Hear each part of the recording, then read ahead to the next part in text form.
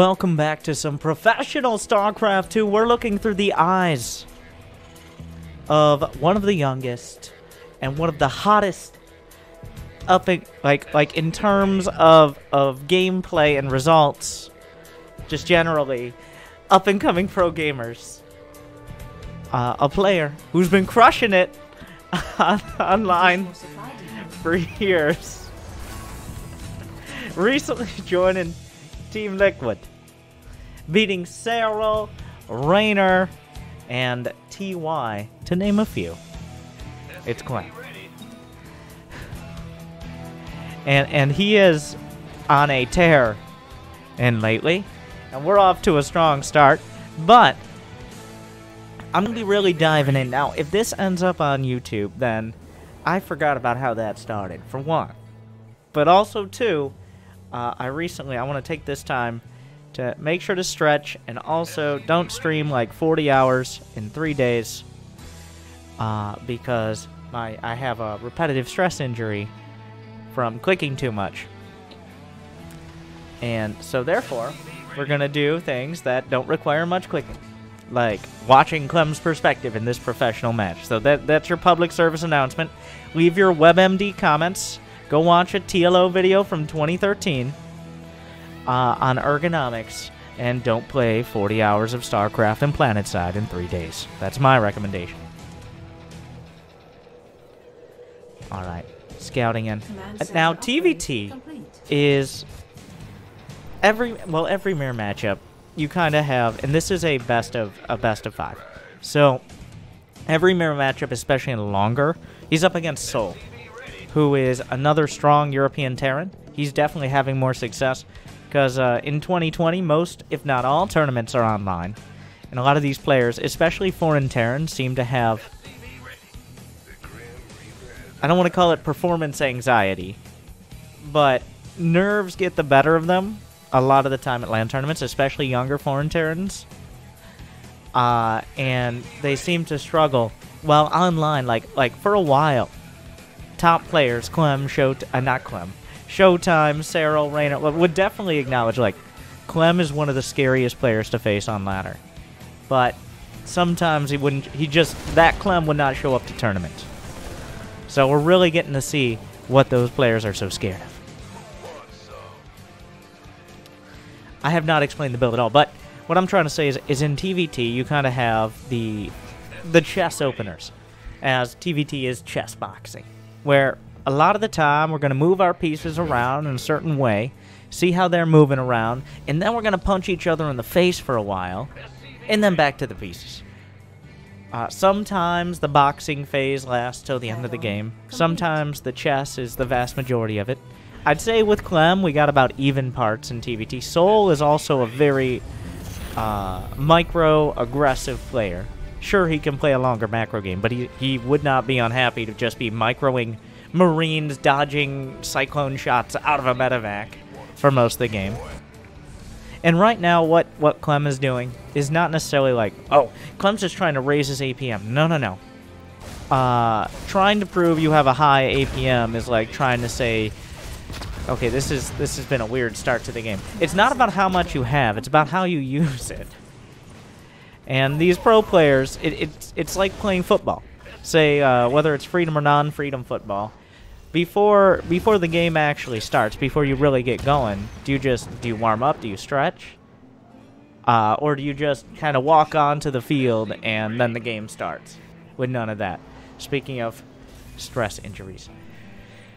It's the same thing. For the first 2 to 4 minutes, and back in the day it used to be like 5 to 7 minutes of the match, is mostly warm-up for these players who don't have that much to do, but are used to playing at 3, 4, 500 actions per minute. So that's why we see Clem just trying to trigger epileptic seizures in everyone, not because that's his intent, but because he's just kind of rotating around and keeping up with the speed he's going to need to maintain later in the game. I'm switching him to the player colors, make it a little bit easier to tell who's who. Wait, now that's confusing. Wait, is he red on the production tab? Oh, okay, that's fine then. Thankfully they used red and blue colors. Sometimes they don't do that, and it confuses me. Add-on complete. Engineering bay is on the way. So what has happened so far? Clem opened up with the 2 wrecks. But he realized that Sol, expanding on the high ground, was not going to be vulnerable to it. It wasn't like 2 wrecks in your own base it's kind of like a defensive pressure. Because a 2 or 3 proxy Rex Reaper build will more than likely kill you. If you either 1, don't scout it, or 2, don't go 2 Rex. And it's kind of unreliable to scout it, so if you just go 2 Rex yourself, it's a bit of a rock, paper, scissors. Where if they proxy Rex, and you go 2 Rex in your base, then you're ahead. But if they just do a 1 Rex expand and you 2 Rex in your base, you're a little behind. So Clem, in this case, is a little behind because Sol opted for just kind of the defensive expand, which means he gets his expo up quicker. But it's not like rock, paper, scissors, like rock counters scissors, but somehow paper counters rock, which doesn't make any sense. But whatever. It covers the rock. It's like, well, that... Okay, sure, whatever. And how does gun counter rock? Well, if you shoot at them enough, eventually those rocks go down. But I digress. It is Sol having a few more SCVs early. He probably has his factory and starport a little bit earlier. But Clem does have his barracks production up slightly quicker, and he's leveraging that into a quicker stim attack. Having that second barracks allows you to have the add-on quicker, that Tech Lab add-on, and while usually you'll see like Ravens and Vikings early, like a pretty heavy tech play, which I'm sure Sol has, Clem made 1 Raven, then 2 medevacs to combine with his Stim Marines. And he's going to have those Stim Marines, and it's going to be +1/+1 a little quicker. Very decisive action there. Almost got hit by a tank, but at the same time, oh, that scan. He might notice there's not Marines, but as soon as he scouted where the tanks were, and now the war begins. The pieces are moving close to each other. But when does the boxing start? He saw exactly where the Ravens were. Clem darts into the main. He knew exactly where the tanks were. The Raven gonna find some auto turrets right on top of the tank. And the medevac in the main doing great. His Marines have 1-1. He avoids the Dorito dusting on most of them. And so far, Clem finds himself doing a great job on both fronts. So he used, despite a slightly, worse is not even the right word, but despite a less tech-heavy opener, he used his advantage, which was more barracks production quicker, and opened up an opportunity. That single Raven finding damage, and since Sol was spread a little thin, without his stim and his upgrades, it's not critical damage, but Clem killed 10 workers there, and it's cost him very little so far. In fact, if you look at the units lost, it really tells the story. Like, he's done a great job of grinding himself a lead in this game. Liberator comes in, and at this point, Clem's just trying to capitalize on his production. Now, at the start of this, I was kind of debating whether or not I'd do the pause, go back, see exactly when all this is added on, but this is an exciting game so far. But adding on that production, if you're that Diamond Terran player wondering, I just can't seem to get a grasp on how to get to Masters. It's not about what's happening up here, it's about what's happening down here, if you know what I mean. It's about consistently building Marines, not queuing up 5 tanks on a factory and saying you're spending your money. Getting your production in a timely manner without stopping your production of units. And managing all that while maintaining a presence on your opponent's side of the map. And Clem has done all that. I mean, for the low price. In fact, he has 50 less average actions per minute than Sol. Not that that's an incredibly great indicator. It kind of just depends on the style of how you control your units. One thing is combat shields took quite a while to finish. Not that that's a huge deal when you just have the Marine count. Now this is obvious that here comes Sol, gets the huge pickup, gets 4 tanks out of there. 4 tanks could 100% be the difference between victory and defeat. Clem realized what was happening, so you can pick up interference matrix tanks. You just can't siege them. Important to note. Now, you don't want to just go lose those tanks in the medevacs either, but Clem already had a threat on the other side of the map. Scans in. Gonna drop that medevac, adding on more production during this. Look down here. Down here, Terrans! This is where the action is. He has 2-2 done as well. He's been leaning on those better upgrades, and that's allowed him to, despite Soul setting up for a big attack, find openings and kind of stall out the attack for long enough that, one, he has the upgrade advantage. Soul can't really attack in without overwhelming numbers if he's down on upgrades. And also slow it down by forcing some units to stay at home. Soul finishing 2-2 right now.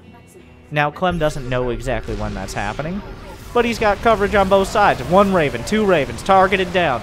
Easy hold on the high ground here. Well, that was a clinical game. You know when pros do this, they're feeling good about it. Like, oh yeah, I just dunked on this nerd. Stays in the game a few more seconds just to snipe off those medevacs. But that was near perfect. That was Grandmaster class in TVT. He transitioned from what looks like an awkward opener, used his leverage when he had it, backed off when he didn't. And then, by the time Soul finally got around to attacking, he had more than enough units in a good enough spot that Soul was just like, okay, alright, let's move on.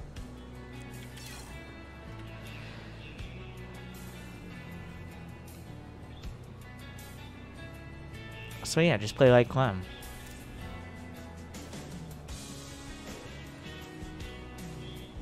Oh, a follower. Is that all? Thank you, Malice.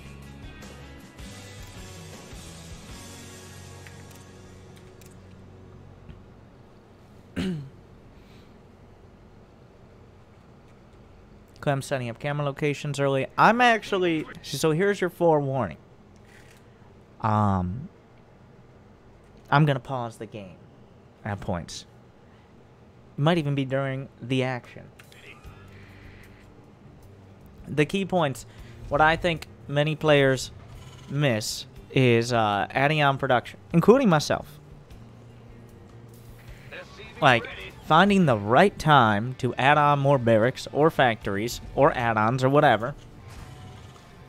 And what's happening, like what state of the game, stage of the game, additional supply is that happening?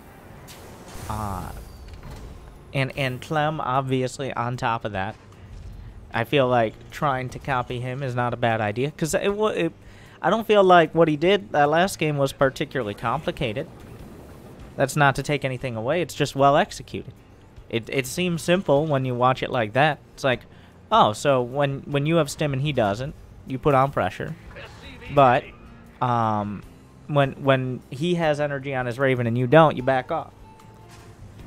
And then you just focus on your upgrades if you went for more barracks early.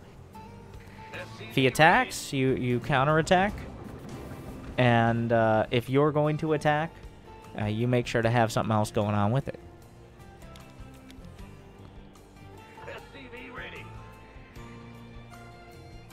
He's setting up camera locations here. It looks like he's using camera locations for his bases. I have a quick guide on that.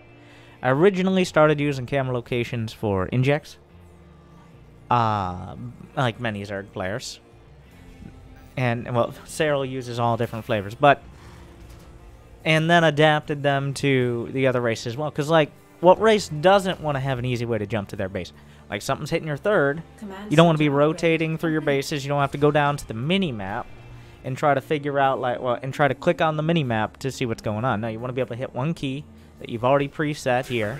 You can recenter it when you get it set later, but what's going on in the first 30 seconds? I don't know, like, if this was GSL, I assume he'd be drinking some boba tea and keeping it in his mouth for like a minute and a half at least to maximize that power, but this is, I don't believe this is GSL from Wardy's replay pack, so. Looks like a mirror matchup so far. The expansions at the same time. This is a 2-gas, but with pulling off gas. So this is kind of... This is about as safe expand as you get. Because what you get is the 2 gases, but when you start building the factory, you pull at least 1 out of each gas. What this allows you to do is have the factory, and your opponent will have no advantage in terms of factory timing. But at the same time, you're able to get your expansion up relatively quickly. So all you're trying to do is make sure that they don't really have a timing where they're going to have either like Hellions way quicker than you or Cyclones. You can get your starport up in time because that does become an important factor. But at the same time, you still focus on expanding. So, we're 3.5 minutes in. Let's look at the worker count. How many units have been lost? Nothing. This is and was probably the most common build we see in TVT right now. I don't see that changing with the upcoming patch. Like Widow Mines will now be uncloaked when an armory is, or cloaked when an armory is done, even after firing. So sucks to be you, Protoss and Zerg, but this does not affect TVT almost at all. Especially not at this stage of the game. I see no reason the early game will change whatsoever in Terran versus Terran. So, where are we now? Clem, it's 3.5 minutes in. His expansion is finishing up. There's a refinery on the way. This will happen. So what's likely, we'll have to see what he builds first out of the starport. Does he get a tech lab? Or does he open up with some other unit? It's unlikely, I think. He's going to build a medevac if he's getting more gas. But this more than likely means he's going to be going into Ravens. Probably 2, maybe 3. Usually 2. And that can go a bunch of different directions. I don't think... Like, I think there... And this is what everyone should have. I think there is a path that Clem wants to follow, and he has, like, a destination he wants to get to. But there are multiple branches and directions to get there. Like, let's give some examples. Say Sol really commits, like I don't know, he's going for a quick medevac play. Which is a little rare, but like a 2-1-1. That event occasionally happens. In that case, maybe Clem wants to delay his third command center, or focus more on getting Vikings out early. Whereas if Sol was going for the same thing he is right now, like which is the 1-1-1, probably some Raven, something like that. Does Clem want to sacrifice his Reapers to either get damage or pull him out of position? Does he want to add on production before a third command center? Does he want to get engineering bays before adding on production, whether it is before or after a third command center? I don't know how many of these, like there's a default. I'm sure every player has the default of their build, but there are a lot of different little variations, especially in these mirror matchup builds, that are dependent on possibly map, opponent, what you scout. So we're going to try to figure that out. Second Raven is on the way. Nobody's killed anything. Nobody's seen nothing. Besides the fact that Clem has seen Sol has an expansion. So the assumption is, if you have an expansion this early, and I'm going for multiple Ravens, then it is exceedingly unlikely you will be able to put together a push that threatens me before this third command center finishes and kicks in. That's the simple version now. He's going to build 2 Ravens and then go for Vikings. Wow. Okay. Here's the next important timing. So this is a perfect control group game. Puns mildly intended. This is a game where both players on one of the most standard maps in the pool have it done pretty damn close to a mirror matchup on both sides. And we get to see what the baseline is. And if you're in Diamond, you're in Platinum, there's a very good chance. Like, there's a 30% chance your opponent is just going to do some sort of stupid all-in. There's a 30% chance they're going to go battle cruisers. And the other 40% is they're going to forget you exist for like 8 minutes. It's a lot more rare at this level, but it happens. So this should be a good game to copy. Why don't they use scans to see what the other player is up to? That's a good question. Because he saw enough. He saw an expansion. That's all you need. Do the math. If he invested 400 minerals early, he can't be building extra barracks early. By the time, even if Sol decided to do some sort of all-in, then by that time, Clem would already have Ravens, and he would have tanks. And he's set up his units in a way that if Sol was focusing on putting together that attack, he has perimeter defense, effectively. So, like you see here, this is for any Reapers that try to do the Reaper round, as it is known. He's got a tank in the main. Any drops coming in, we've already got that ready as well. Attacks directly at the front. With all this here, you have time to adjust and move, say, the tank in the main, and your Ravens to deal with it. He has the perimeter defense. There's no need to waste potential minerals, which could go into mules, on a scan that will tell you what you already effectively know.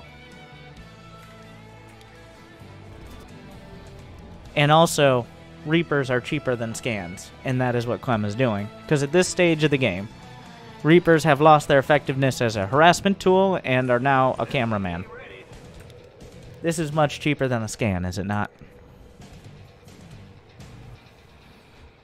He just kind of gets in the main. He sees a starport, not researching Cloak for Banshees, but it does have a tech lab, which indicates very likely to be Ravens. He sees a Cyclone. He shuts down the Reaper out of Soul. So, effectively, for Clem, this means, okay, all according to plan. Now, here's the timing. 6 minutes in, he's got 45 SCVs, which is pretty high, but at this stage, like, all you need are the strong units to defend. The masses of units come later. Third command center is nearing completion. He doesn't have any engineering base. He's got 2 Ravens and 3 tanks, and this is when he's finding the money for his production.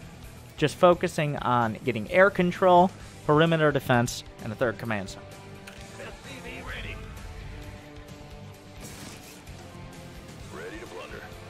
The engineering bays, I would imagine, come up next, because at this point is when those mules start kicking in, the SCV count. Forward perimeter defense here, but this is all just... That's cute.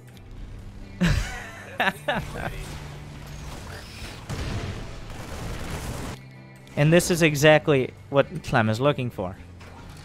He says, you see, now I see where you are, what you're doing. He's going to poke in, take a look around, sees the third command center finish. Incredibly important information.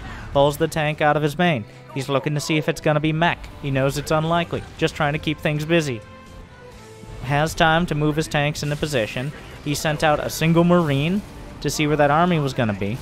But here's another factor I want to point out. Let's do some deductive reasoning. He got in and he saw what happened with the starport. Okay? So he knew that he had switched over to his reactor on his own starport before Sol did, if Sol has done that at all. So what this means is while Sol might have 1, for some reason 2 more Ravens, nobody builds 4 Ravens, Clem knows he will have more Vikings. And if he has more Vikings, he can take up a defensive position that zones the tanks out of his base, and he will have air control, and it's incredibly unlikely and unfeasible that there will be enough Marines to break air control and a solid tank line.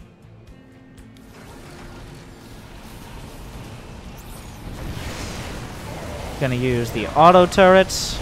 Some auto turrets coming out from Sol. Is there target fire on the tanks? Well, I mean, that went about as well as it could. He decided to drop the Vikings, but he knew if he crushes that push, and as time goes on, the Vikings are valuable, but the reason the Vikings are valuable is for air control. Even if he loses all his Vikings, if he trades them for Sol's tanks, then air control doesn't mean nearly as much as it did. The reason air control is so important with tanks is that air units provide 1 more vision range than ground units. So if you have air control, and tanks can shoot further than they can see.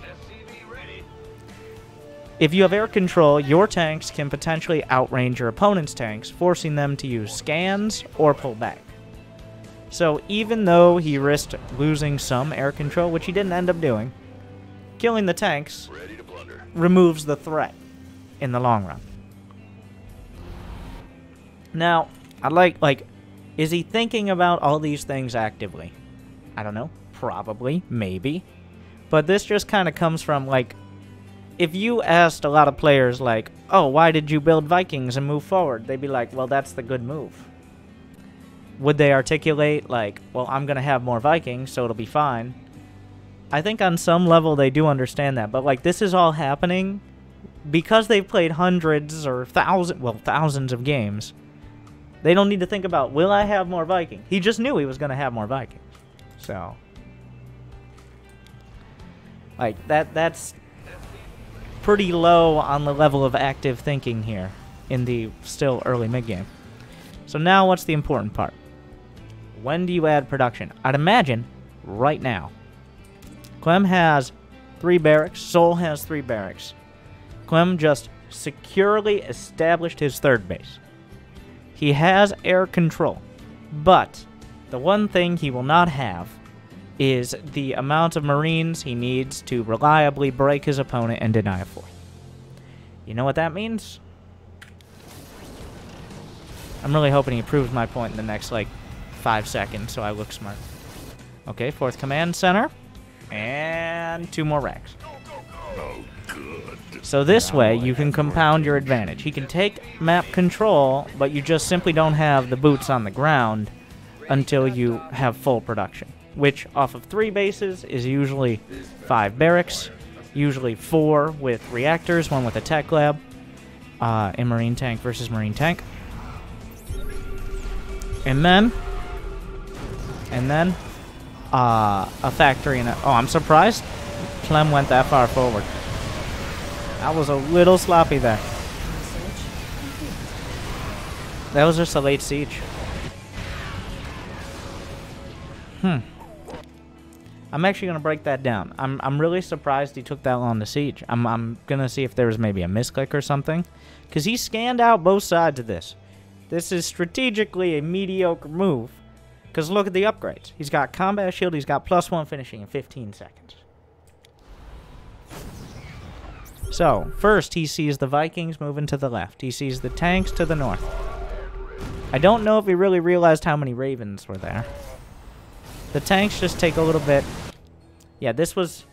Honestly, this is just Clem getting caught. He got ahead of himself. His upgrades... If combat shields and 1-1 were done, I don't think it would have made the difference. This is still a really bad fight. But also, like, he just moved out a little too far, too quick. And right as all those upgrades finish... Like, it doesn't go terrible, but it definitely doesn't go great. He loses his Vikings, he loses his tanks.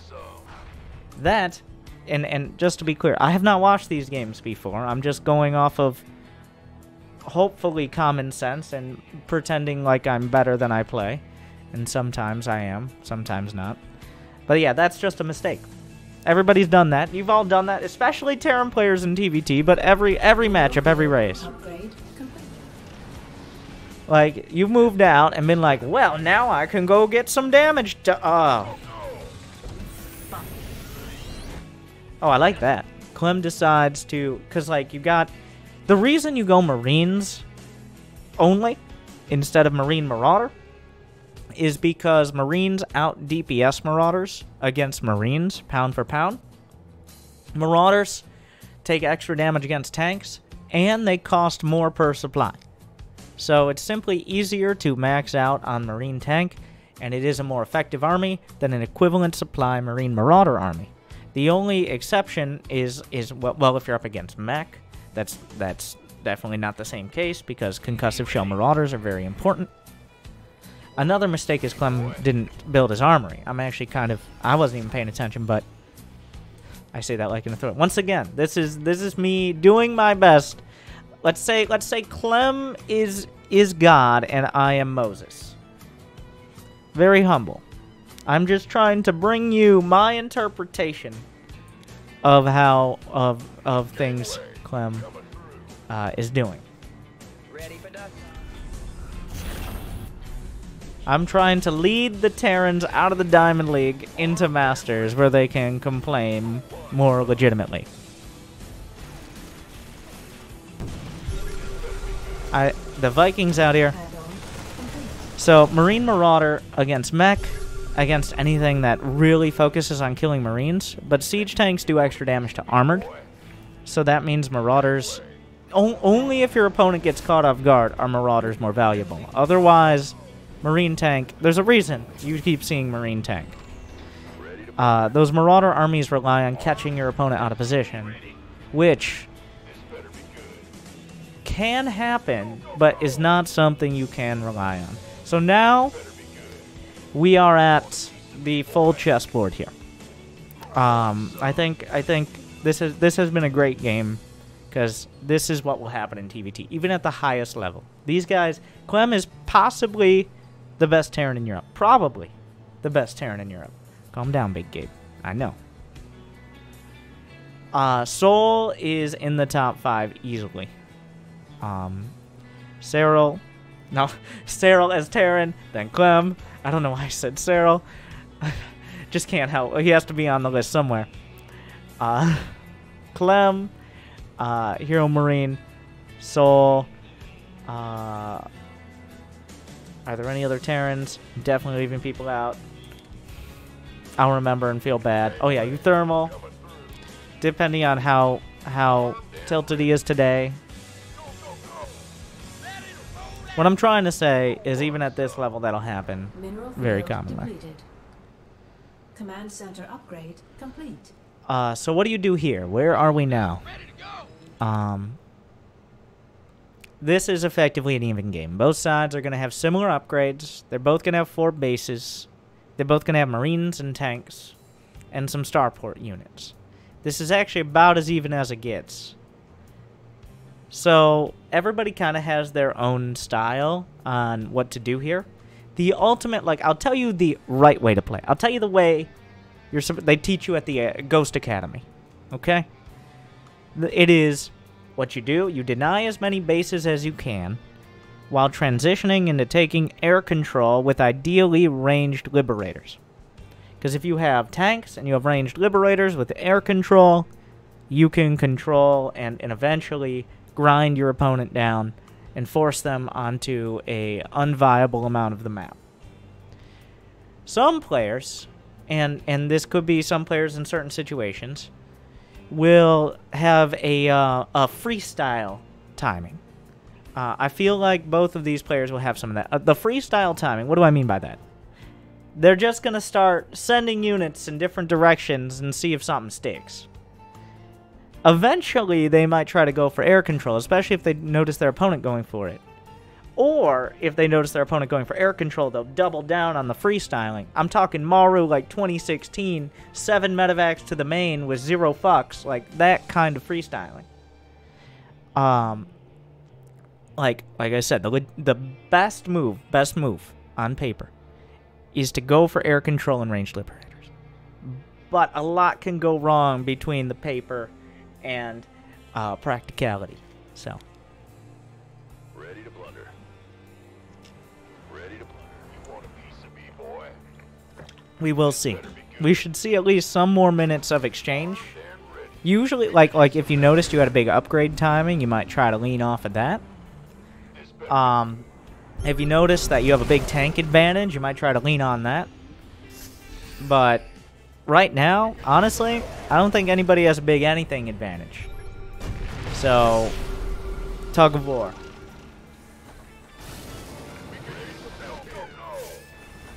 Clem has been spotted going north. Sol's pulling back. That position. Untenable. A single liberator. Clem dealing with it. That one liberator slowed Clem down on his drop towards the 3rd. There's a pickup there. He wanted to drop on top of the tanks, draw on the friendly fire. That ain't gonna happen. Picks up. Heads towards the main. Sol boxing out. Scans left and right. They've been saving up for this. Many minutes of planning, many seconds of scans. Now, Sol boxed that out. Easy enough with the sensor tower. Well, Sol's gone for 3 sensor towers, which means Clem's kind of left-right jabs are a lot harder to land here. Whereas Sol might be able to, like, if Clem's not active, Sol, just because, like, I'm big on the sensor towers. Just get the sensor towers. It's not like you can't afford them. It's not some matter of principle thing. It's like how players just wouldn't supply drop even if they were hard supply blocked for years. Because it's like, I'm less of a Terran if I supply drop. No, you're just losing more games than you need to. That's what you're doing. 3 more command centers and a fusion core. So, the choice for Clem is the asterisks, air quotes, correct, well, air superiority, correct choice. It's going to be Liberators, but sieging up to defend. There's a whole lot of Raven action happening here, but both sides are on 2-2. The interference matrices grind through the first round of tanks, but Clem realizes he has Viking control despite the Dorito dusting. Is already sending more out. There's always another opportunity. That's not that many tanks up there, but you don't want to just be running headlong with the Marines. Brings another drop in, right on the edge of sensor tower range. He has to know there's going to be a planetary at that base. He's building Liberators. Obviously a planetary. Picks up reinforcements from Sol coming back. Tanks. The Vikings are very important here. What are the upgrades? There's +1 mech armor and +2, so 2 armories for Clem. He's going to be going for that air control, as I described. Ideally, you'd be on the other side of the map while you're doing this. The ideal scenario is he's boxed into his own base, and by the time he breaks out, you're ready to put him right back in with those Liberators. But Clem's on the defense, which means it's a lot. A lot is strong, but it's significantly riskier, because if you lose a fight here, you lost a base, at the least.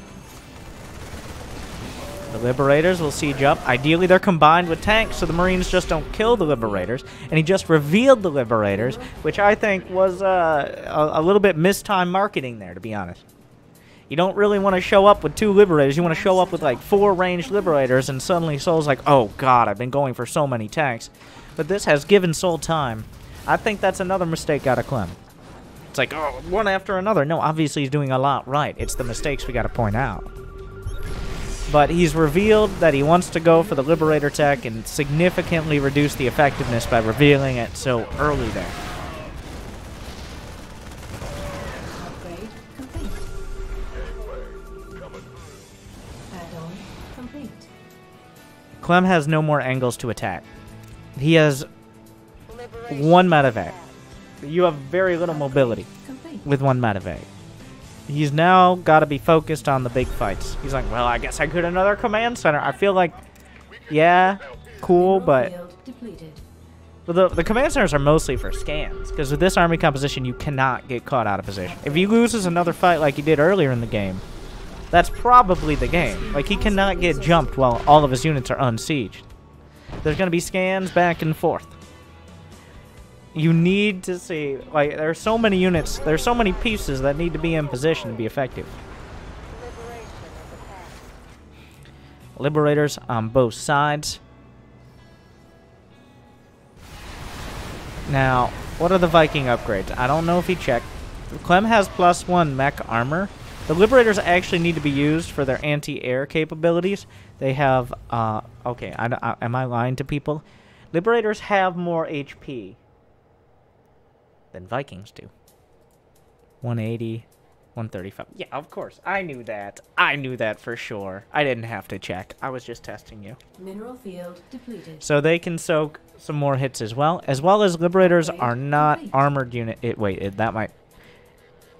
Yes, they are. Okay, that one was dumb. That one... It sounded wrong as soon as I said it.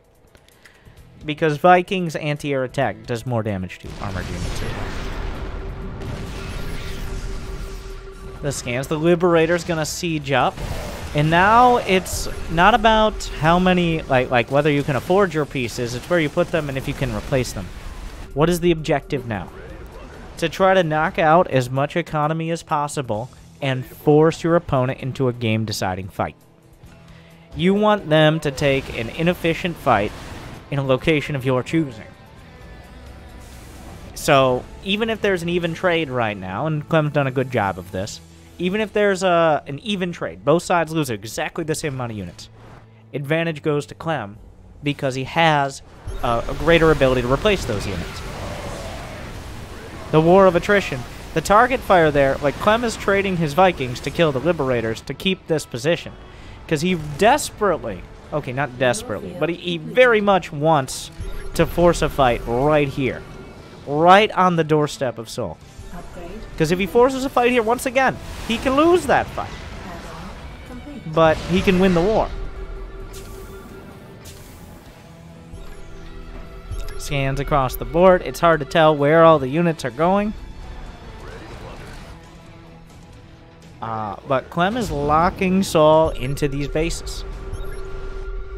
Anything he can do to make his camera look away is big for Clem. Like, he's right on the edge of taking a decisive fight, of killing an important base. Right now, both of the outlying bases, the 4th base equivalents for Sol, are in a precarious spot. And Clem knows that, and Sol knows that.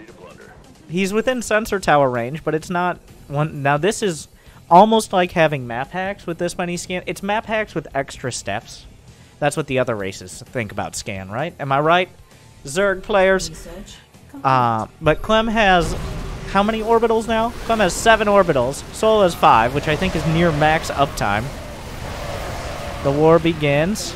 I don't know who's winning the Viking war or the tank war. Now, this fight is happening near Clem's base. It looks like Sol is winning the air war. What does Clem do? I mean, Clem is building out of how many starports now? He's got 4 starports. Sol has 5. I'm not sure what the add-on mix is. That was not incredible. But what is incredible is the amount of bases. So, we gotta be clear. Like, we're watching Clem's camera. He doesn't always know. He's constantly checking, but he doesn't always know exactly how many bases Sol has. He doesn't know if he's expanded to that left side location necessarily right now. This is, I don't know how Clem is winning this fight with... I mean, I guess he has plus... No, Apparently he wins the Viking fight. But now this gets really annoying. Ranged liberators on your bases. Turrets aren't really going to cut it for you. Thank you, Dagenwolf Tanzalins. It looks like Sol kind of ground himself down in that location.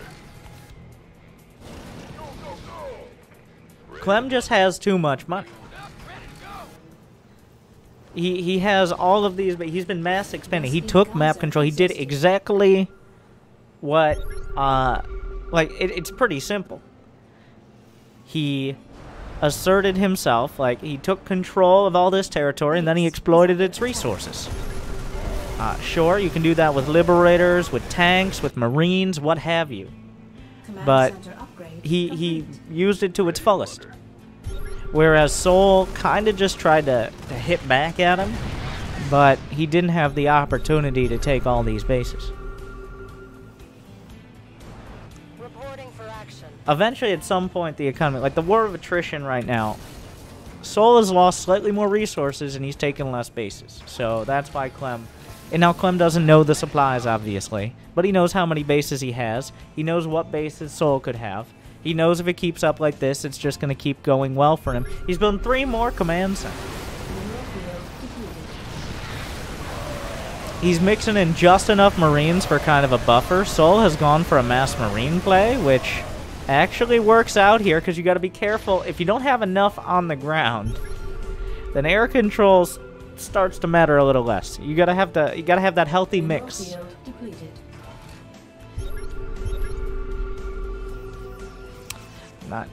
Those are both Sol. Wait, okay. These are all Clem scan. Wait, no, not necessarily. Ah! You get it. You can see the mini. Liberation is at hand. Can't hold him alone.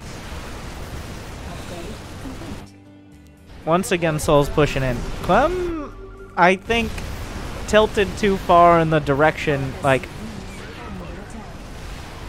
So there's one unit that if you get air control, you can actually use it to keep it.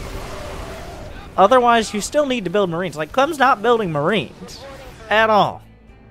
That unit, I say unironically, is battle cruisers. Upgraded, like, if you're able to get 6 or 7 upgraded battle cruisers, you're not really caring much about the Marines anymore. Instead of just building Vikings and Liberators, like, either you keep building Marines and tanks, or you actually go battle cruiser. And right now, the lack of a strong unit that can fight Vessel that many visor Marines exhausted. is really showing at the moment.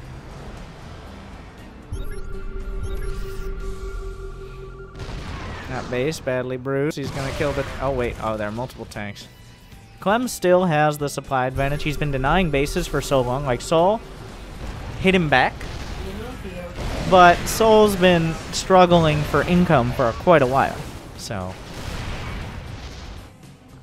we find ourselves like. Liberation. I think Clem may have just won the war of attrition, despite taking some losses. He's just had so many command centers, so many bases. He can drop a few dozen mules. He can buy out a base in just a few minutes.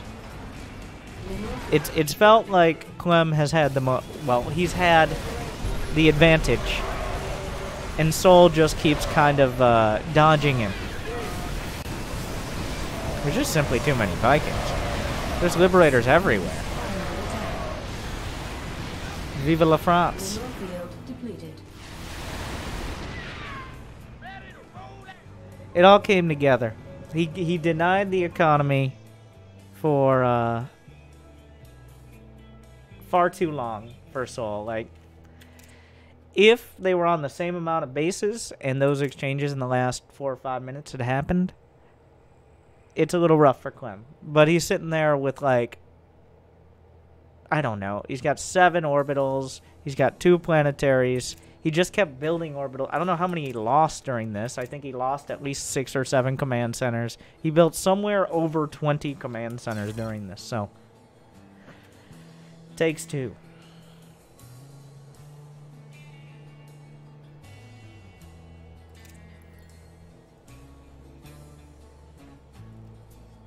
So that was a bit more of a back and forth. I think that was far more educational than Game 1. What is the name of the spaceship fighting game you played recently? That is almost literally everything I play. So you're going to have to narrow that one down.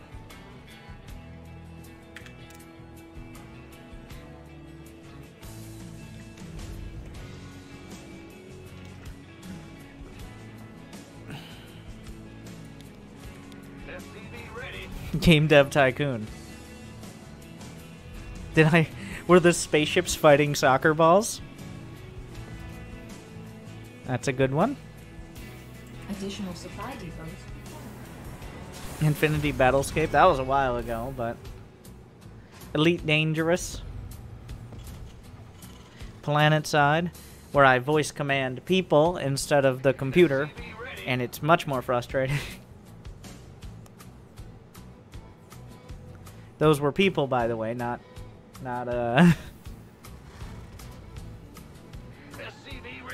Euro Buggy Simulator. The Lost Viking. It was probably Infinity Battlescape, but that was quite a while ago. Is that all? A game that had so much potential, but nobody played it. And is still, like, I haven't played it in a while. It's supposed to be, if it was redesigned as, like, I don't know, like, almost like a PvE, I don't know. I wish it took off. Puns intended, I guess. By literally nobody, I think it has about 2 average players. Are under attack. And it's supposed to be an Our MMO, so... SCVs are under attack. Not like nobody plays it. Nobody plays StarCraft 2 anymore. A million people play Center StarCraft. upgrade No, 2. One of them probably being the developer. The Grim Reaper has arrived. And then in Curses, when he goes back for a day and says, like, I wonder...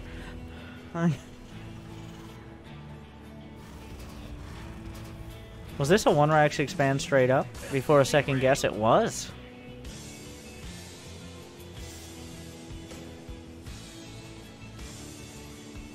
Using the Bully SCV here. Additional supply depots.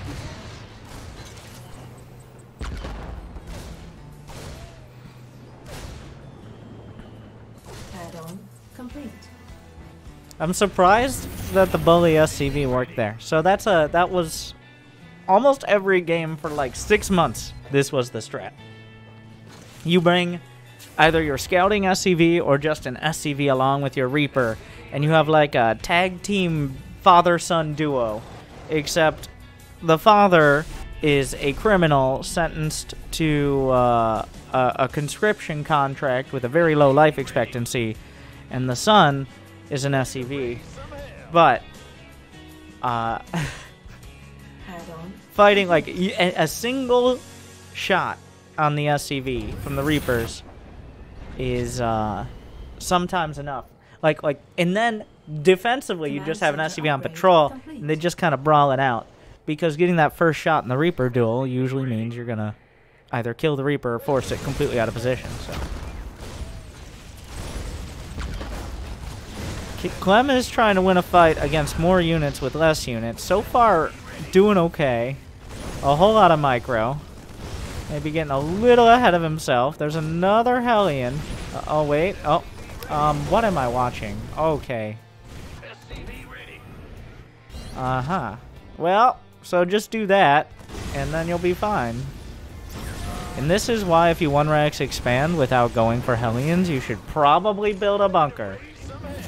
Well, he will lose a couple. The Cyclone comes out just in time.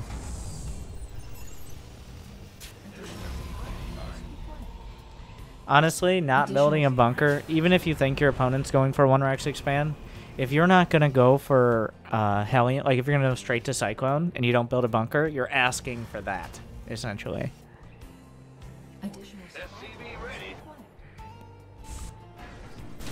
Clem, your supply block. Clem's just like, oh my god, it does not compute. I spent 14 extra seconds microing and now my whole build is screwed up. Just build another command center. 2 more command centers. Go, go, go. Systems go. How come I never see people try and expand more than 3 bases? Because your attention span is apparently about 5 minutes of each game max. Armed and ready. Go back to fork knife. SCV ready.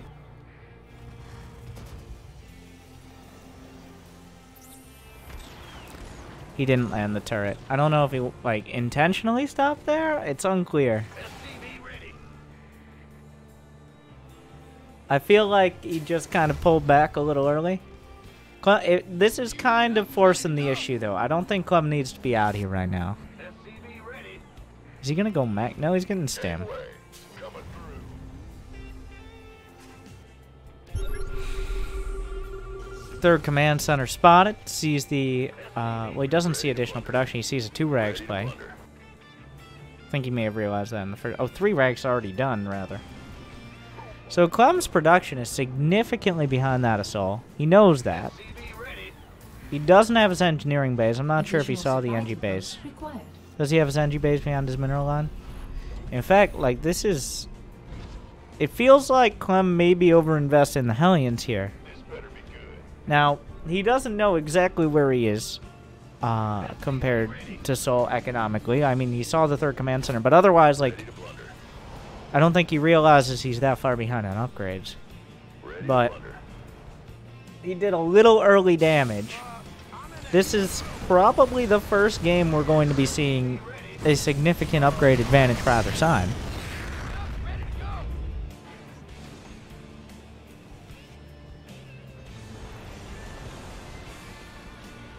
I'm not sure how Clem is going to reconcile this, because these upgrades are significantly late, Command center upgrade. even in the normal scheme of things. He hasn't even started +1. Maybe he's waiting for the 200 gas to get both at once. Research. This game does just feel off a little from Clem, and that happens. Yeah, like, okay, get the upgrades. Okay, gets 1. Reporting for action. He's taking the low ground expo. It's kind of a personal. Most Terrans will take that low ground base. This better be good. Protoss and Zerg usually like to take the base a little further away on the high ground, where Terrans have an easier time defending that high low ground area with things like tanks. SCV ready. Like, the supplies don't really tell the story. The production tab does. And I got to keep stressing, like, obviously Clem does not see his opponent's production tab. He can get the gist of it via educated guesses and by literally seeing it with scans or drops or whatever. Oh, hello.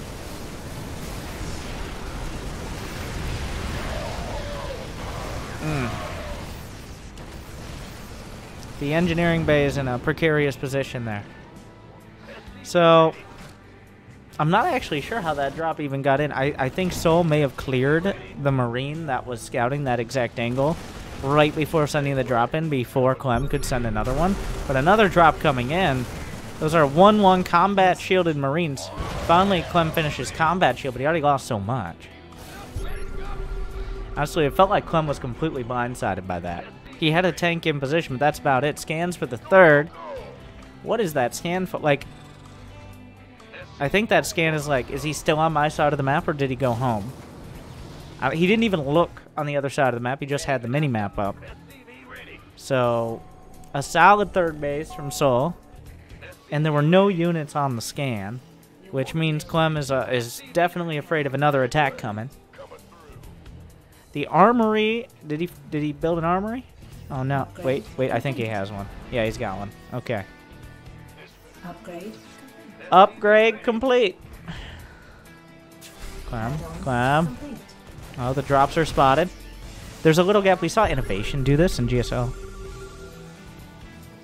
where you leave a little gap in the sensor tower area, and that makes them feel like, oh, I could maybe sneak in.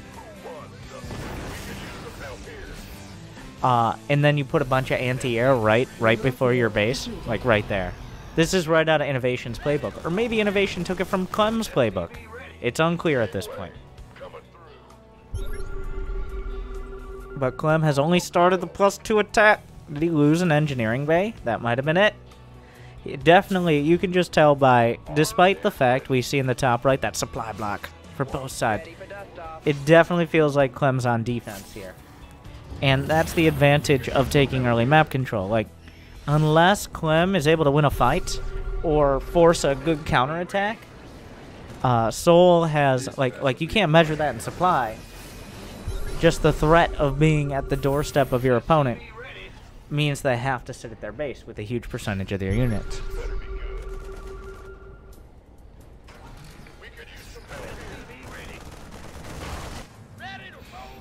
Clem already has some units in the main. He's trying to preemptively spot, going for a fourth. And despite me talking like Clem's already lost the game, of course he's doing fine here. He just needs one fight to get right back in it. He needs to be able to get out on the map. But Sol's about to finish 2-2. That's for us, remember. Clem hasn't seen that yet, but I'm sure he will soon by clicking on those enemy units, of course. The spot, moving into position. Ready for dust off. Gonna try to hold the line. The tanks, scrambled. He has to know there's something else. There's something else. That's not enough. I'm really surprised Sol took that fight and lost so badly. And here comes some Liberators. He's gonna lose some medevacs. Is that all Sol has? I feel like Clem's got to be super happy with that. Yeah, if you're Clem, like, oh, you just kind of, and then he did a double take on the Liberators sieging up. Like, wait, Liberators too? But you're losing. And I mean, sometimes you're patient enough. You're patient enough and your opponent makes a mistake. Upgrade complete. And that's what happened there. Ready for dust off. At this point now, with 2-2 finishing up, there's no reason with 185 supply not to put this army out on the map. You still have air control. You know, it's very likely you got more tanks. You've got even upgrades. Upgrade. There's no reason not to be out there. Go, go, go!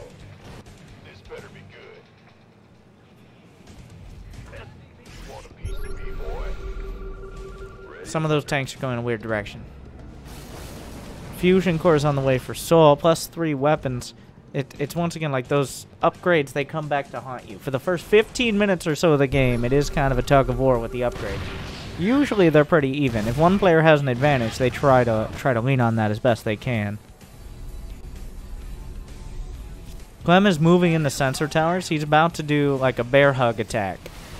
Try to hit from multiple angles. Maybe we'll converge or just try to pick a fight on either side. You got to be a little careful here, because if Sol brings everything to bear on just one attack, then it's liable to get crushed. I mean, Clem expected that. That was honestly about as much as he wanted to lose to be able to start building Vikings. And a couple more tanks. He'll trade out a few dozen Marines at this stage in order to build Vikings and tanks. It's starting to look a lot like the last game. Once Clem gets 3-3, I think any sort of advantage that Sol had has evaporated. Mostly because of that one fight. He far overstepped, got way ahead of himself, which is what far overstep means, but with a different colloquialism.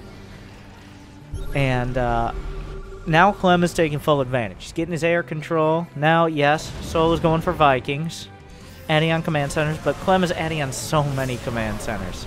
A drop is coming in. This is a little awkward here. The fight kind of starts. A drop goes down to a medevac. Uh-oh. Oh, no. It's a disaster for Clem in the center of the map. Does he have enough counter damage happening in order to make up for this? He's still building, but he's not really building. He's building Vikings. You don't want to trickle out Vikings into the army.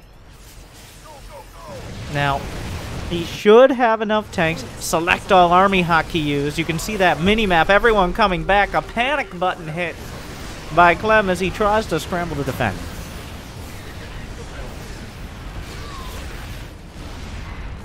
It might be enough to hold here for now. The production is good.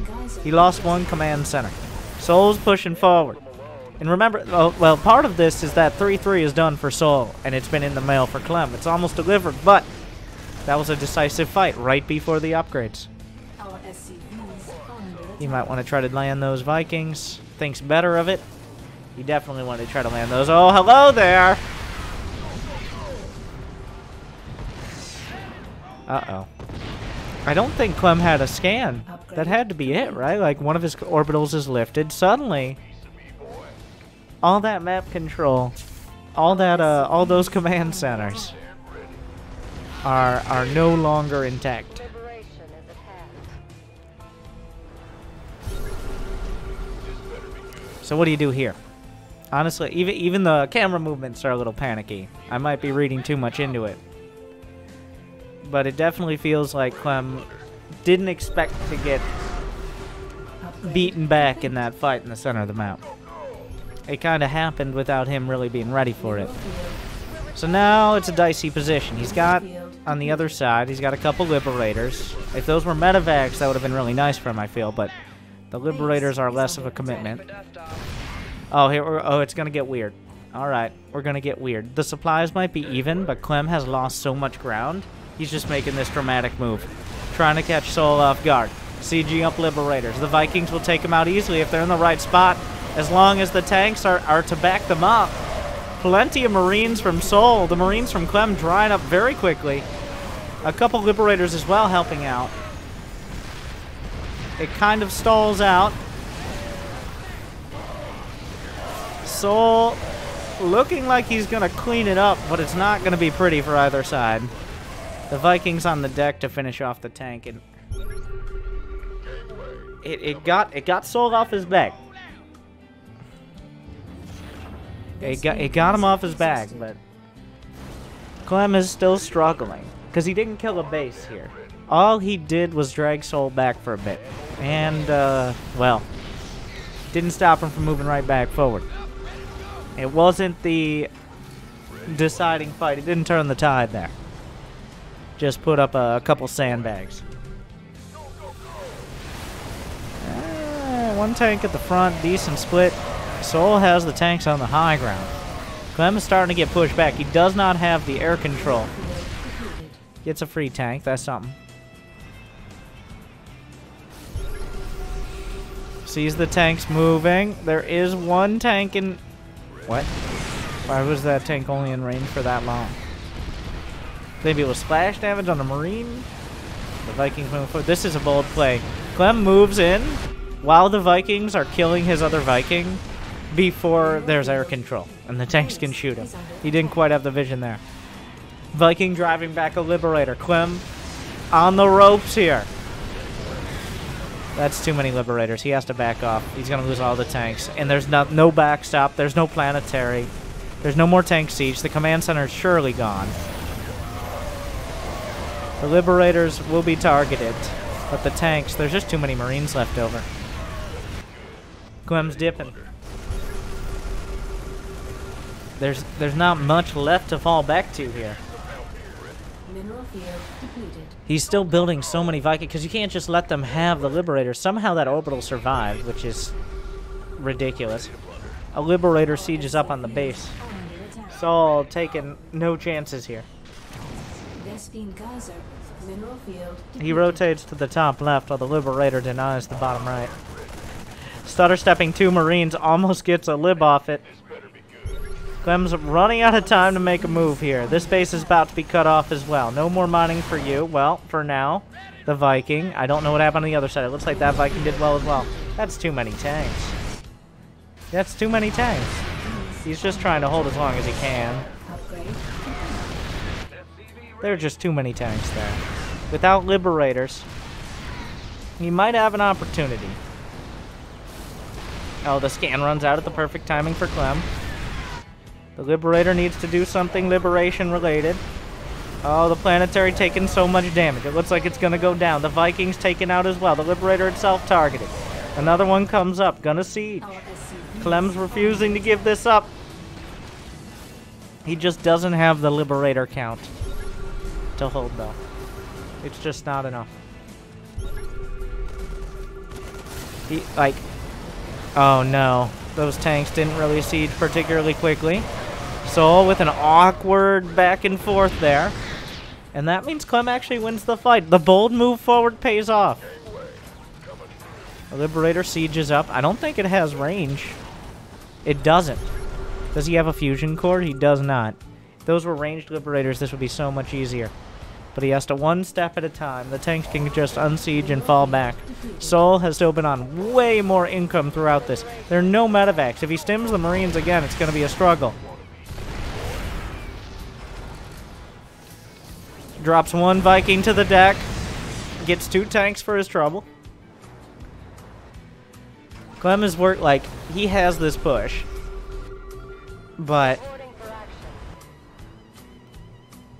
he has to somehow do so much more with so much less. No medevacs, bruised Marines, some air control, but not like half a dozen Liberators.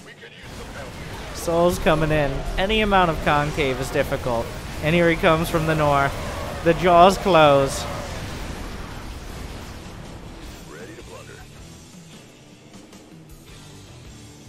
He's not able to climb out.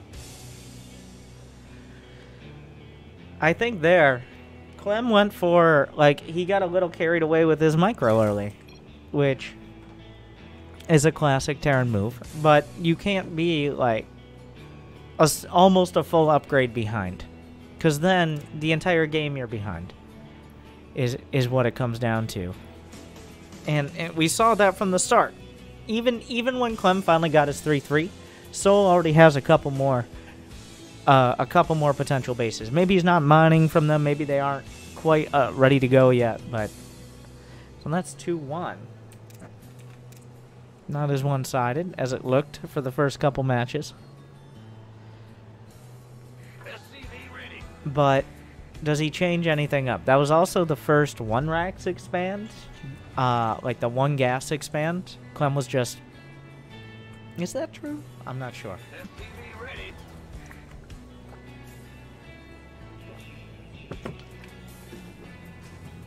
It might have been the 2 gas and 2 the quicker factory, but either way, there were definitely more Hellions built, and that implies he wanted to get something done, because you don't build Hellions and then go bio. This isn't TVZ. You don't build like 4 or 5 Hellions and then say, I guess I'm going to try bio now.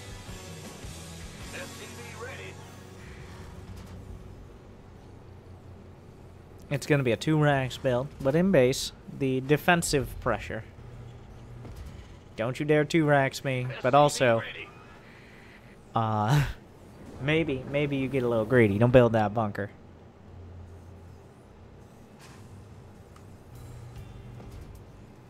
SCV ready.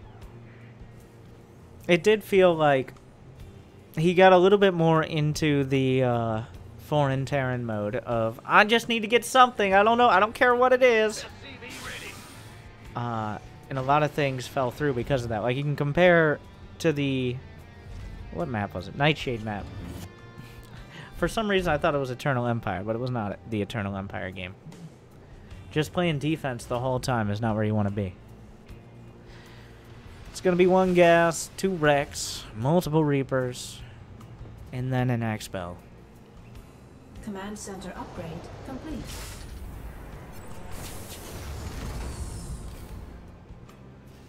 SCV coming home. Will he use it as a bully for the first Reaper? SCV ready. I guess bodyguard SCV would be more accurate than bully SCV. But no, he's just chilling.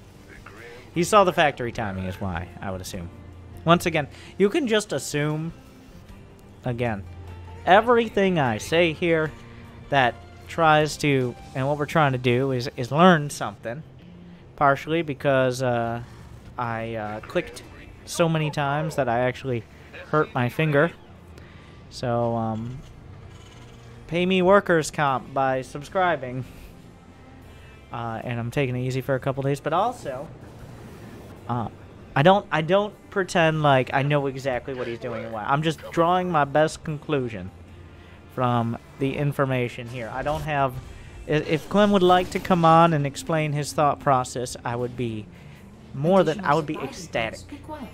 Okay. But, otherwise, it's just me trying to look smart. And play smart when it comes to that.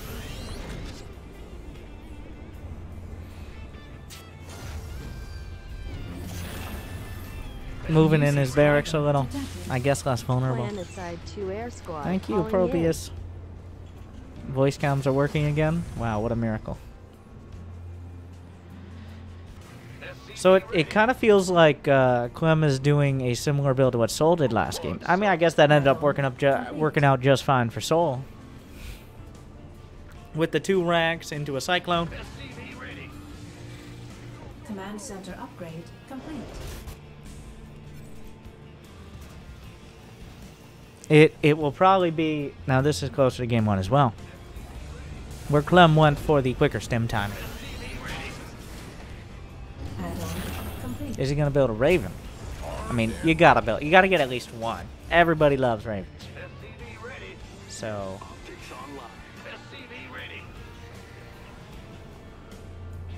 So, ... What do you mean, so, ... Yeah, he's getting a Raven. Okay, we got it. It's been a long series. The Reaper's going out. Now that he has a Cyclone done, plenty of Marines, it's a lot less of a risk. The Cyclone is your backstop against the early Reaper Hellion pressure. It's unlikely it's going to do deadly damage once you have a clone out. Gets in, he's building a Raven, sees the Cyclone, looking for some SCV kills, gets 1, looking for 2, is he going to find it, gets it? I guess that's the best you can hope for. So what he learned there is, yeah, he's kind of doing something pretty similar. It's a standard macro opener. He's probably going to have 1, maybe 2 more Ravens. I'm going to have my Stim quicker. I'm going to have Vikings quicker. And then we'll fill in the rest. Neither player should have... The Cyclone kind of gives away that there's not going to be like a super quick tank push. Because, now, I know this sounds crazy, but when you build a Cyclone, you are not building a tank. They come out of the same building. It's pretty crazy. Not going to be caught without upgrades this game is Clem. As he starts his engineering base. Gets his production online. Not dilly-dallying around with any sort of early harass. Sometimes you'll see the Raven go out. maybe occasionally a Liberator. Like last game was a bit of Hellions. But I'm actually not now. This is a little uncharacteristic, and also both for the matchup and for the players. But neither. Oh, I was about to say neither player's gone for really an early attack. And as I say it, here comes Soul with a whole lot of auto turrets, tank sieging up a couple tanks on the high ground from Clem. Those 3 Ravens really being leveraged well there. The first Raven of Clem not finding what it needed. 1 gets picked off. Stim is not yet done. 1-1 is still pretty far off. He picks up the Marine. Wait, oh my god. Is he going to go around? Or is he going to go for a base trade? What a risk. He scans for the long-range options. I don't think he sniped the Raven.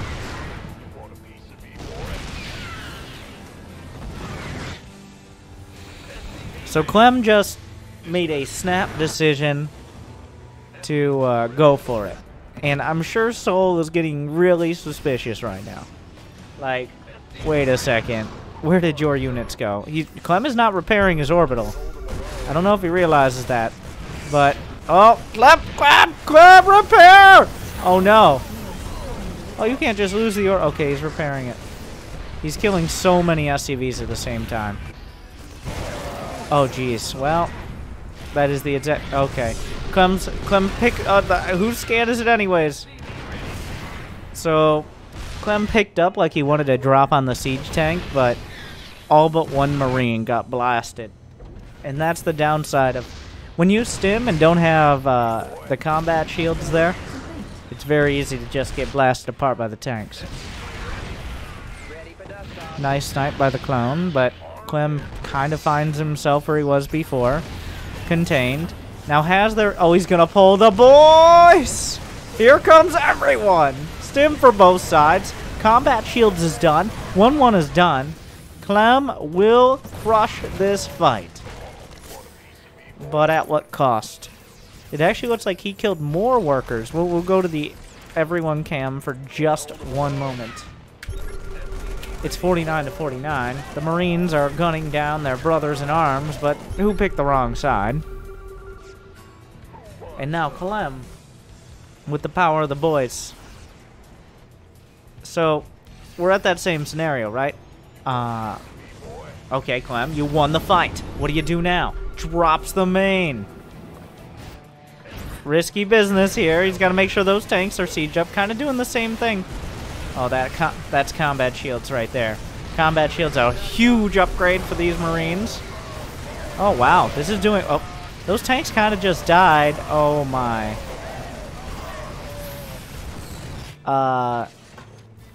That could have gone better.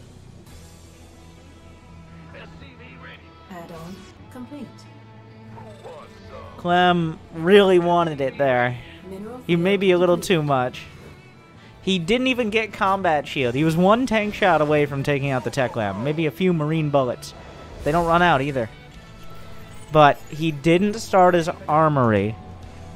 The drop didn't do any real damage. In fact, Soul has his armory quicker, and despite being down about, I don't know, about 30 seconds to 50 seconds on his 1-1, maybe longer actually, Soul is going to have the opportunity to start 2-2 quicker than Clem. I think Clem is either, 1, underestimating the amount of damage he did with the double drop. He may have thought like, well, I really didn't kill enough SCVs, and I have to do more damage now. Or 2, he just felt like he could go for it, and he had a good position. Either way, uh-oh. That is, even if he cleans this up, which he's not. Our SCVs are under attack.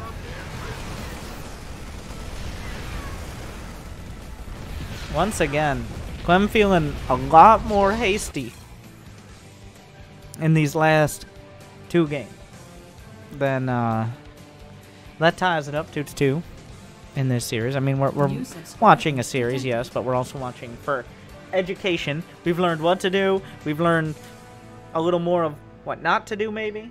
Thank you, Mork, Mythbuster, Probius, Void Seeker, Arbiter. Go ahead. Go ahead, just enjoy.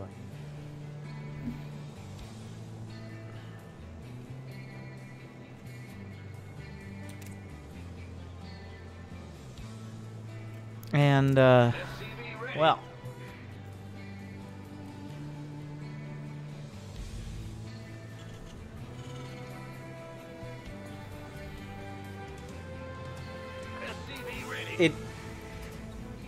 The game before this, the Everdream match, that was more like just finding yourself in a tough position and Soul keeping a step ahead of him for long enough to win.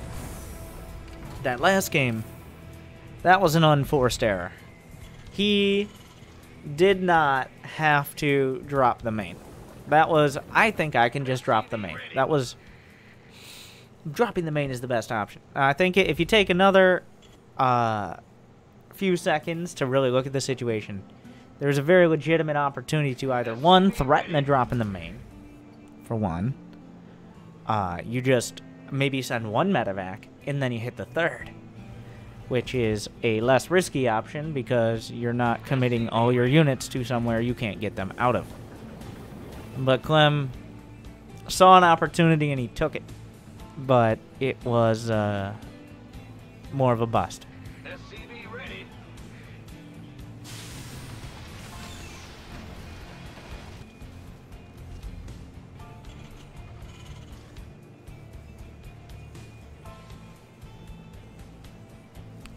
Wait, what? Okay, he's gonna build his depot there. I was wondering why 2 SCVs were heading out. He's gonna proxy in both corners a command center, which is gonna bring him very close to completing that 4 corners bingo strategy. Complete. But not quite. The Grim Reaper. SCV ready. It's going to be a... We saw some cues from innovation, but is he going... Now, is this battle... How much gas is he mining? This could be Hellion Drop. There's a build. There's a legitimately and very strong build. Really doesn't want to lose that. Ooh. So, this looks like it's going to be Reaper Hellion Drop, which... Sure, like, you'd be like, well, do Reapers need to be dropped? They don't need to, but they do benefit from the healing of the medevac. You really don't want to lose any Reapers when you're doing that. That was kind of an unfortunate timing.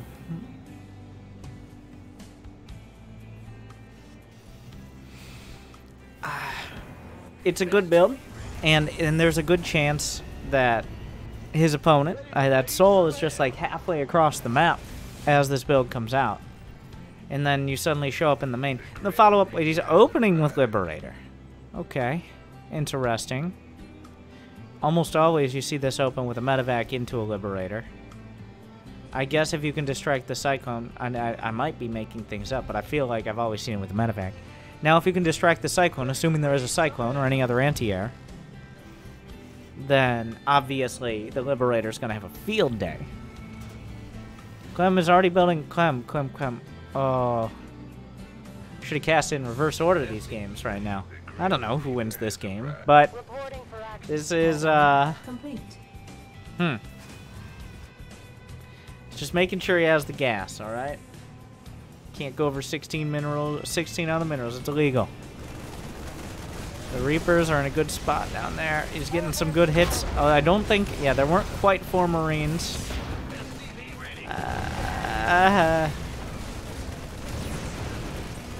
The boy, oh, okay. I think he killed the Cyclone, so that's something. Third command center, maybe? No. Okay, here's a medevac. The Liberator's starting to make some real progress over here. Like, the Liberator's starting to rack up the kills. So for a bit, it looked pretty rough here, but now the Liberator and the Reapers, this is... It's coming apart at the seams, the defense here. As the Liberator has now... Oh my god, it's got 10 kills. What am I doing over here doubting? Ready for dust off. Despite the first impressions, it appears this has been effective. As the Cyclone was killed by the Liberator, that's a huge pickoff. the Reapers and Hellions were able to find some damage, notably killing the other Reapers. And now, Command center upgrade complete. Clem still he has a significant supply lead. He's up in workers. Okay, and the Liberator lived. He can use that later. The starport is out on the map. He's got to bring that one home. Looks like Clem's going to do a tank push to try to capitalize on the situation. He knows that Sol was going for a barracks heavy play, which means it's kind of unlikely, especially if that Liberator's still alive, it's unlikely he's going to be building a tank. Oh, this is very annoying. Little awkward. There's a little late micro there.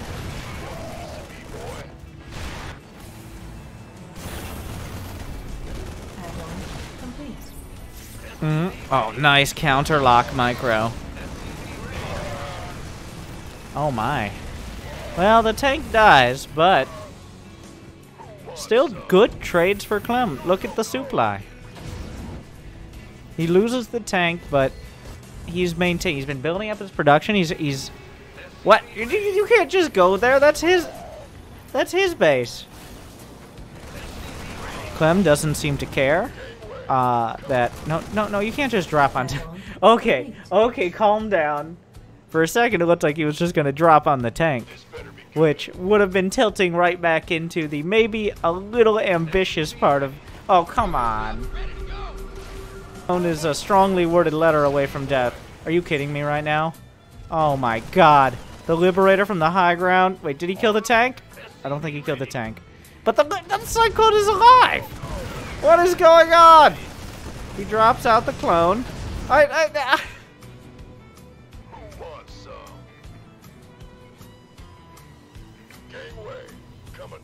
Would you stop, Clem? The Liberator did die, but I got some kills. Clem's kind of just styling on him right now. It really looked like this wasn't really doing anything to start. But Clem said, hold my baguette, and now I'll use both hands to micro. And suddenly...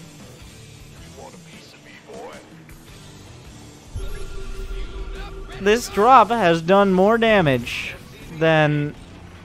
well, obviously than Sol has done the whole game, but... it's still like every unit that was in the drop is still in the drop. Ready for dust off. Armed and ready. Research complete. I don't know what to say. Don't do this build. Don't try this build at home. The Game 2 build? Okay, that was the one. If you want one to take home, then, Game 2. This, do not try this build at home. I mean, it's quite a style. And it 100% depends on Command multitasking 4 or 5 incredibly fragile units simultaneously. While still macroing at home. Okay, 4 or 5 things, not 4 or 5 units. There are only a couple units on the other side, but... and suddenly, he's back in Sol's main. He saw that, right? The double drop? Sol has a double... oh, he did. He's already moving. Oh my god. The boys are already pulled. He might have been moving before I even saw it. He already had that army hotkeyed at home for defense.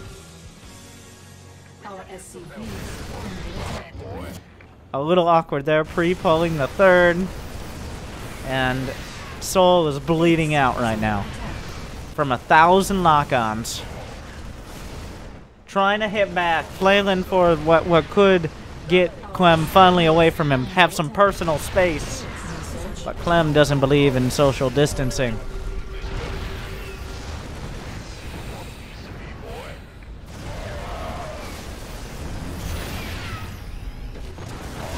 Liberators maybe to save the day. He's going to try to save the tanks. Doesn't get it. Base is under attack. He gets out with the Marines at least. Sol has done a good job of keeping Clem off his back.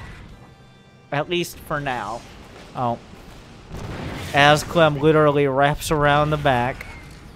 A few of the boys are going to be pulled. Not a whole bunch. Just, oh my god, that spread. The rest of the army comes in from the left.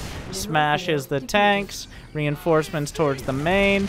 Those tanks probably shouldn't have been there, but he drops the main again because the drops never left. Gangway coming through. Mineral field completed. And Clem is killing the main orbital. There's tanks at the natural. Add-on complete. I guess a couple liberators. Now, even if the liberators kill the tanks, the Marines will already be dead by the time they can see it. GG. WP. Upgrade. Gangway coming through. And it was. Do not try that build at home. Armed and ready. Clem takes it in 5. A couple messy games. A couple where he kind of reverted to what I would imagine would be a younger Terran play. Where you're just like, well, maybe I could kill him right now. Okay, Maru, calm down. I mean, Clem. But I really didn't feel like that was starting. I guess when you're actually microing units like that, then, well, if you enjoyed the breakdown, the look behind the baguette, then like and subscribe. I hope you enjoyed this style, maybe learned something. Game 2 is definitely the game to focus on if you're trying to improve, especially in TVT. But thank you to Wardy, as always, for those replay packs, to the players, the people, to you, for watching. Ring the bell and do all the other exciting things, like comment on how TVT is a boring matchup because they don't have Zerg units or something eloquent like that. Now I have your So, attention. thank you for watching. Good luck. Have fun.